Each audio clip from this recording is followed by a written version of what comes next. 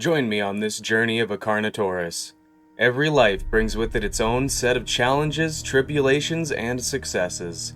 Today we follow the life of a young orphan Carnotaurus. Our little male struggles to survive in this hostile environment. Surviving on his own is not going to be easy. Carnotaurus young tend to stay with an adult until they've reached a size where they can fend for themselves. But now, we're on our own, fighting against the odds to grow, survive, and thrive. A stroke of good luck. Oh, there's a deer.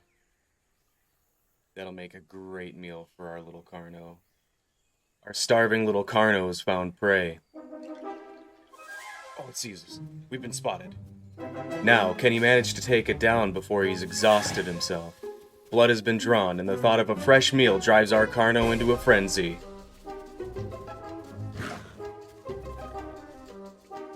We hit it. It's bleeding. The deer begins to panic and attempts to make a run for it and escape across the river. Oh, gotta keep it from going in the water.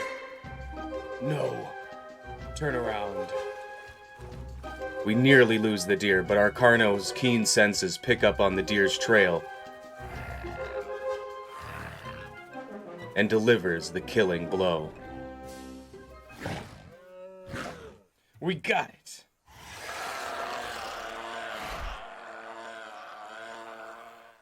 Warm pride washes over us, and the feast can finally begin. We've made our first kill. The overcast skies swept a cool breeze across the plains, and with our belly now full, we turn our attention to finding shelter and hunting grounds full of game.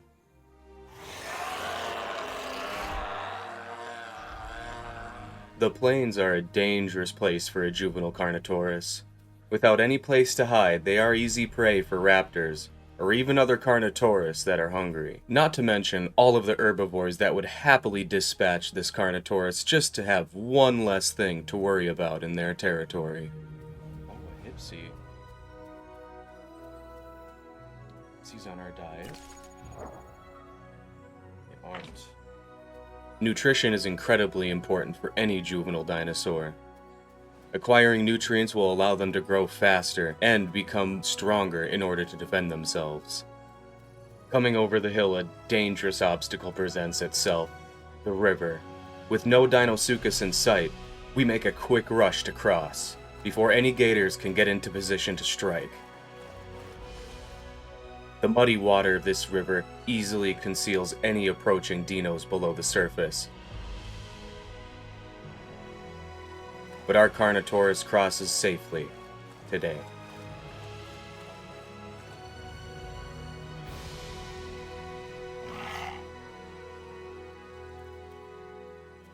The perils of our journey are only just beginning. Our plan is to get to the dried up mud pit on the south end of the plains and secure all the prey we could need to grow quickly.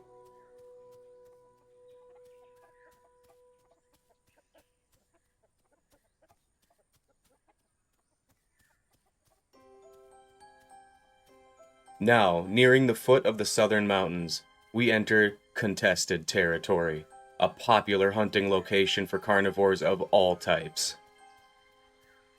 Sighting a small cliff in the distance, our Carnotaurus makes speed to escape the cold and hopefully find food before sunset. The pink salt that makes up the base of this cliff is easily seen from the midland fields of the island, and the rich scent of fresh meat begins to permeate the air. Something is near. The unmistakable crimson color of a fresh kill paints the tops of the cliff, guiding our Carno to another meal. But just then, a familiar scent strikes us. Another Carno? Not one, but two. The body on the cliff, and sitting next to it, a juvenile right about our size. Exchanging friendly calls, it seems that our lonely orphan Carno has made a new friend.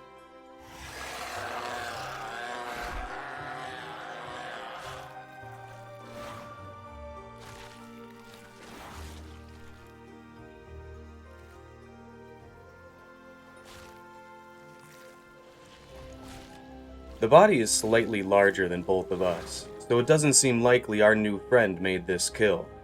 The body's been ripped to shreds, and considering this looked like the work of something much larger than ourselves, we quickly devour what is left of the corpse and begin to fill up on nearby mammals before the sunset hits.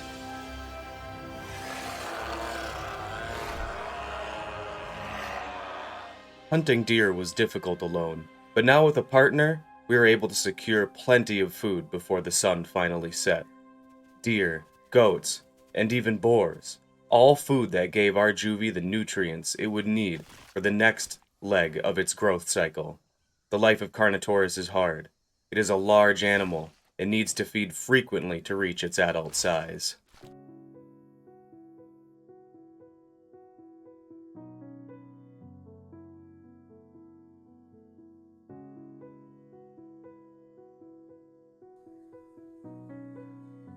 Life is starting to look up for us.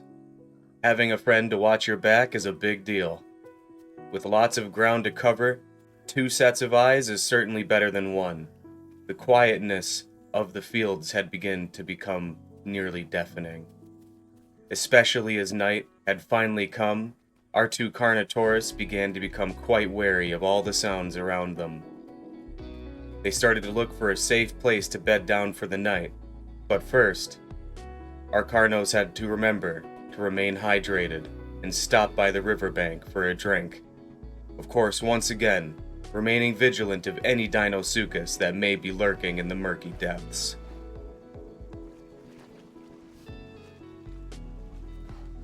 Keeping watch while our companion drank his fill, the night was eerily still. The moon, now high in the sky, gave the landscape a glow that with our night vision gave us a clear view of our surroundings. And having finished drinking, it was time to retreat from the river and await the morning's arrival.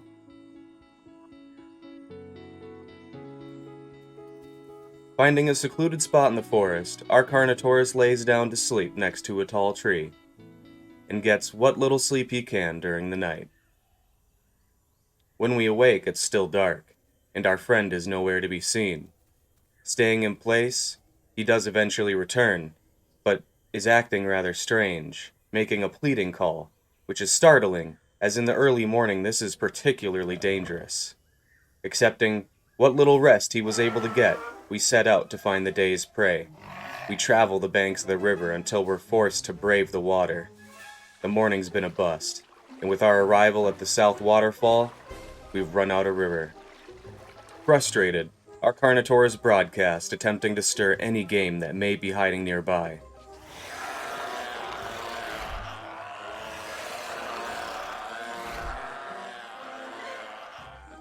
But nothing moves. Dejected, our Carnotaurus looks to his partner, and he lashes out, attempting a bite. Shocked by this, our Carnotaurus threatens back, in no mood for horseplay.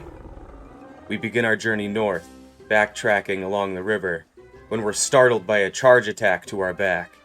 It seems our friend has turned enemy at this point, attempting to make us breakfast. We spin around with a bite to our former friend's head, and he realizes he can't win this fight, and the other Carno flees, leaving us once again, alone.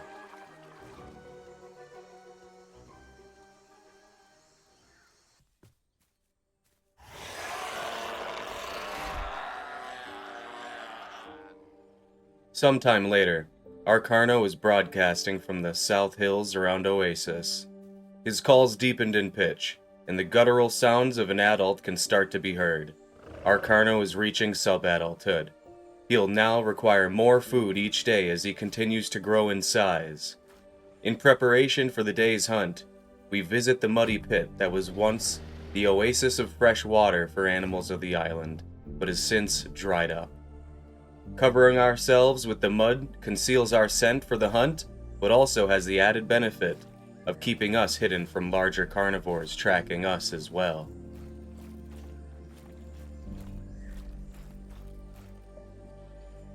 But, once again being alone, our prospects are grim. We broadcast to try to draw in any potential partners, but we're startled when suddenly a large Carnotaurus is right in front of us. We cry out in distress and run for our lives as the Carno begins to chase after us. Our attempt to flee fails when we get cornered against a boulder. With no choice but to fight, we strike out with a single bite against our attacker. We find an opening and run, fully expecting the rage of this mature Carno to strike us down. Yet, much to our surprise, we're greeted with a friendly call. It seems this Carno was responding to our broadcast and would like to team up.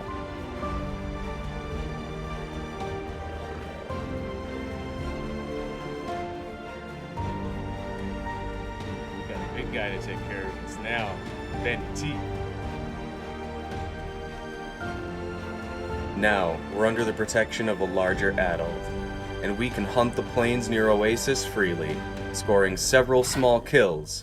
This is not enough, however. These two Carnotaurus will have to find prey larger than rabbits and frogs in order to stay in fighting shape. With what could barely equate to a snack for lunch, our Carnos begin searching far and wide for a serious prize.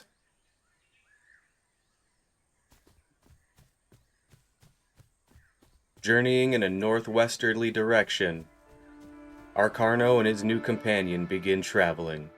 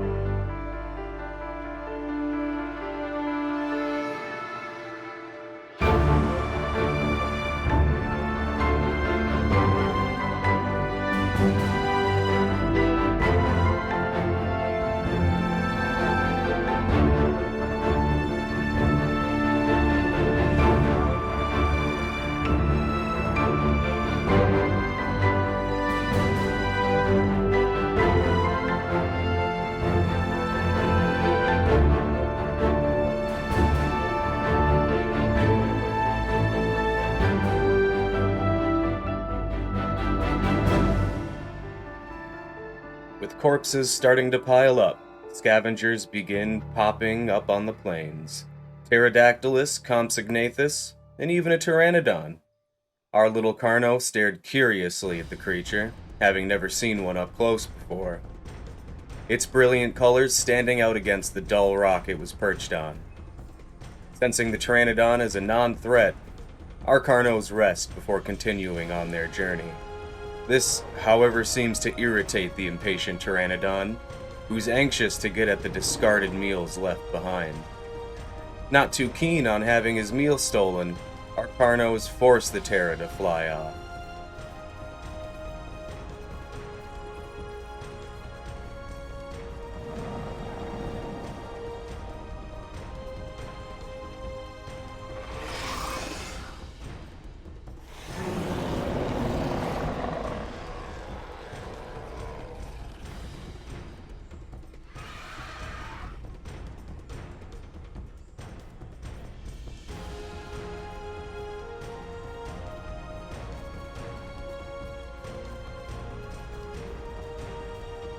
On the move once again, our Carno sees any opportunity for a meal, no matter how small. Yet, despite food being scarce, our little Carno manages to take down a nice plump deer. He's surprised he's able to totally fit the kill in his mouth and even carry it. And bringing the meal back to our partner to share in the spoils is very important. Both Carnos need to be in fighting shape to stand any chance against larger prey, or other competing carnivores. Without proper nutrition, these powerful animals become slower and weaker, until they ultimately can't fend off attacks and become prey themselves. Carnotaurus isn't the most social of species, choosing at most to be in groups of only 2 or 3. And these usually fall in one of 2 groups. Either family groups, consisting of a male, female, and their kin, or bachelor groups of primarily the single adult males.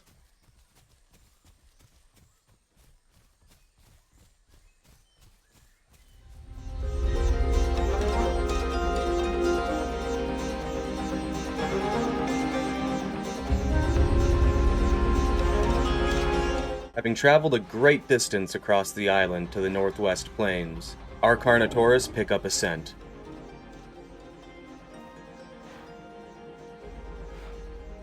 Two Tyrannosaurus heading southeast. Using their incredible speed to quickly close in, it's not long before the two groups of dinosaurs have sighted one another from across the grassland.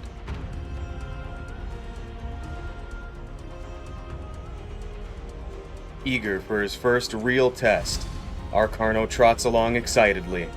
He can hear them now. The Tyrannosaurs spotted them a long way off and have been making threatening calls and warning the other Tyrannosaurs in the area of their presence. This would be their only chance. Our little Carno is a young adult now. Having grown into his male markings and a deep growl, he attempts to intimidate the two Tyrannosaurs, to push them to flee and abandon any fight. But they stand firm. Both Carnotaurus move in, flanking the sides to encircle the aggressive herbivores. Overeager, our Carno charges in, still young and inexperienced, breaking the encirclement. He attempts to charge, utilizing the sharp horns on his head, but the Tyrannosaur is ready and slams its heavy tail down hard enough to make an audible thud. The two Carnos focus their attacks on the larger Tyrannosaur, still pushing to rout the Tenos and force them into flight.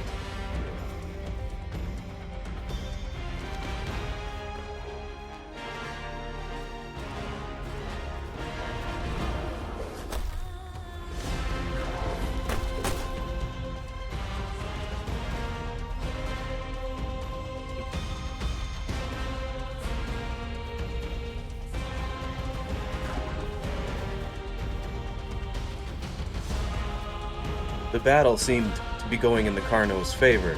The elder Tenno was showing visible signs of injury now. The young Carno presses the advantage, attempting to get a rapid set of bites, but overplays his hand and gets caught. Tail slam knocks us to the ground, and a second hit sends us into a daze. We quickly get up and retreat to a safe distance. Battered, the Carnos call off the attack. Stamina depleted, they need to rest. Alright, let's rest up. I took too much damage there, Benny.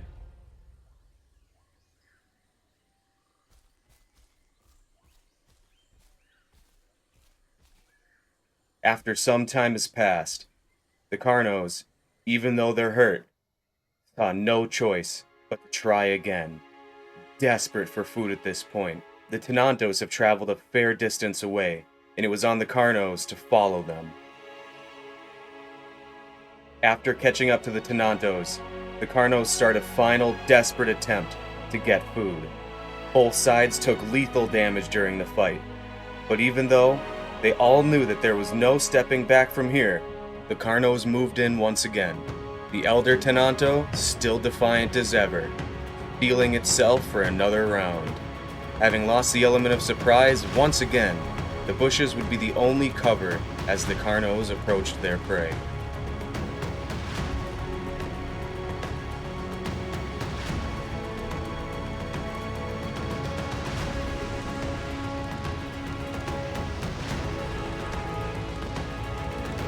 Just a few meters away, the time to strike was now. The Carnos charge in, splitting up the group. Our young Carno chases after the elder, while our companion lands a successful charge on the younger Tyrannosaur. The fight was fierce, a flurry of biting teeth, slashing claws, and slamming tails. This would be it. No more running away. It was kill or be killed.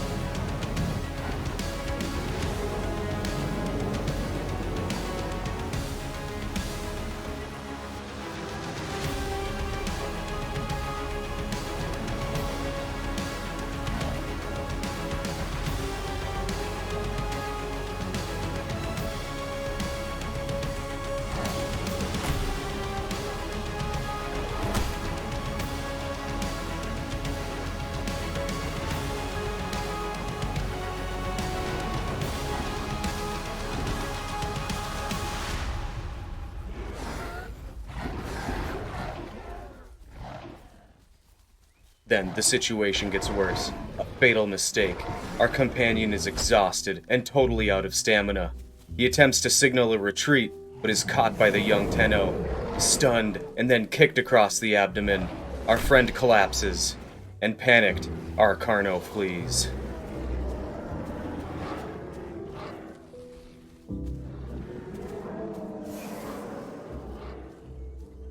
The Tenontos waste no time in retreating, having eliminated only one Carno and still suffering from severe injuries.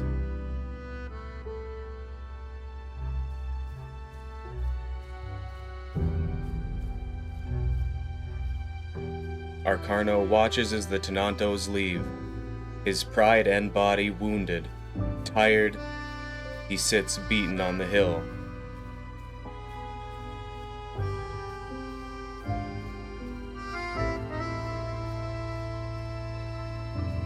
Our Carno returns to his friend, but he lies motionless in the grass. He gives a pleading roar, but there's no response. Tired, hurt, and hungry, our Carno's once again on his own.